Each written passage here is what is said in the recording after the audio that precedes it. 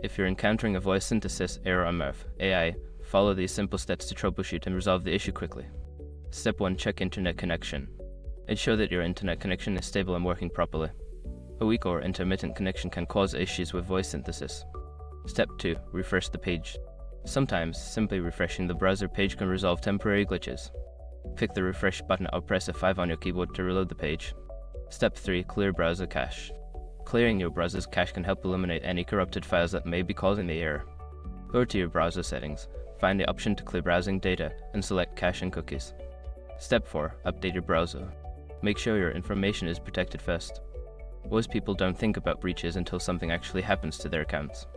Use srug to monitor your accounts 24/7 and instantly alert you if your information appears in leaked databases online. It constantly checks billions of breached data points in the background.